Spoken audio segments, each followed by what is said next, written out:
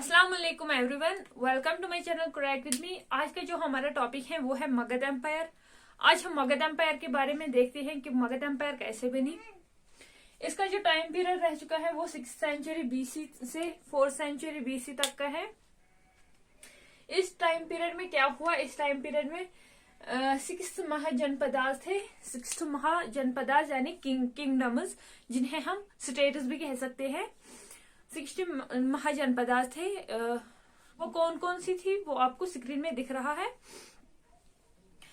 तो ये 16 महाजनपद, उनको लेकर लड़ाई चल रही थी कि अब एम्पायर कौन बनाएगा, कौन आगे निकलेगा और सबसे पावरफुल एम्पायर खड़ा करेगा। तो इस टाइम पीरियड पर 4 महाजनपदास आगे निकले। कौन से थे? मगध, कोसला, अवंती एंड वत्स।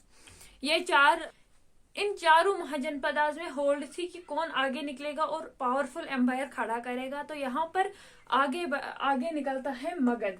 मगध यहाँ पे जीतता है और अपनी एम्पायर बनाता है, जिसे हम मगध एम्पायर कहते हैं। अब हमें मगध एम्पायर के बारे में ही पढ़ना है।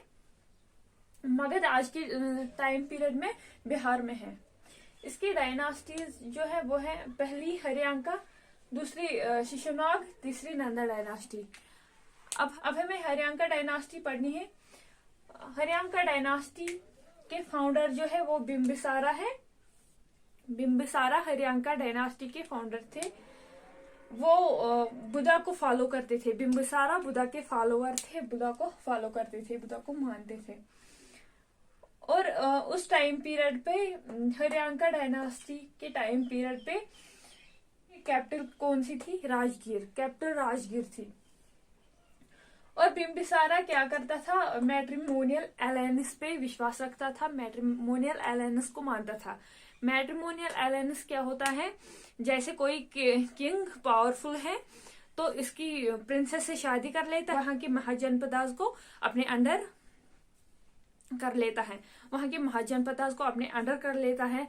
इसी तरह वो बहुत सारी शादियां कर लेता है और किंगडम उसको अपने अंडर कर लेता है। यहाँ पर उन्होंने कोसला, वैशाली और मद्रा, इन तीनों को अपने अंडर कर लिया था। किसके थ्रू?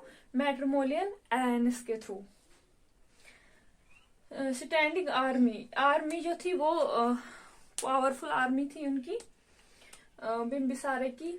इसके बाद कौन आता है? अजातशत्रु। सन जो होता है, बिंबिसारे के सन जो होते हैं अजातशत्रु, उन्होंने अपने बाप को मार दिया और फिर खुद रूल किया। किल्ड हिज फादर, अपने बाप को मार कर खुद रूल किया। पहले उन्होंने क्या किया? कोसला, वैशाली को कन्क्योर कर लिया। और उन्होंने फर्स्ट बुद्धिस्ट काउंसिल भी करवाई थी, जो हमने बुद्धिज्म में पढ़ा था। फर्स्ट बुद्धिस्ट काउंसिल किसने करवाई? अजातशत्रु ने। उसके बाद आता है उदयन, तीसरा किंग उदयन। हरियांका डायनास्टी के तीसरे किंग का नाम उदयन था, जो कि सन है अजातशत्रु के। अजातशत्रु के सन जो है क्या करता है? वो पहले ही कैपिटल को पाटलिपुत्र बनाता है। यहाँ पे कैपिटल कौन थी? यहाँ पे राजगीर कैपिटल थी। वो कैपिटल को पाटलिपुत्र बनाता है। वो पाटलिपुत्र को अपनी कैपिटल बनाता है। और हरियांका के लास्ट किंग जो थे वो थे नागादशक। हरियांका डायनास्टी के लास्ट किंग जो थे वो थे नागादशक। अब हमें देखनी है शिशुनाग डायनास्टी। शिशुनाग के जो फाउंडर हैं वो है Shishunaga. Transferred capital from Pataliputra to Rajgir. उन्होंने क्या किया? उन्होंने फिर से Pataliputra to Rajgir capital shift की। इसके बाद आता है कालाशोका, सन ऑफ शिशुनाग। वो भी कैपिटल को चेंज करता है राजगीर टू पाटलिपुत्र। और कालाशोका ने ही सेकंड बुद्धिस्ट काउंसिल करवाई थी। ये भी हमने बुद्धिज्म में पढ़ा था। फर्स्ट किसने करवाई? अजातशत्रु ने। सेकंड कालाशोका ने। थर्ड अशोका ने और चौथी कनिष्क ने। इसके बाद नंदा डायनास्टी। नंदा डायनास्टी के फाउंडर जो है वो है महापद्मा नंदा, जिसे उग्रसेन भी कहते हैं। Consider as first non Kshatriyan dynasty. Nanda dynasty को पहली नॉन क्षत्रियन डायनास्टी कहते हैं। यहाँ तक सभी के सभी क्षत्रिय थे। ये पहली डायनास्टी नॉन क्षत्रियन है, इसलिए इसे फर्स्ट नॉन क्षत्रियन डायनास्टी कहते हैं। नंदा डायनास्टी के जो मिलिट्री थी वो बहुत हाई थी, मिलिट्री पावर उनका बहुत हाई था। टोटल किंग्स थे नंदा डायनास्टी के 9, और लास्ट किंग जो थे नंदा डायनास्टी के वो थे धनानंदा। और most important point, Alexander attack during his rain.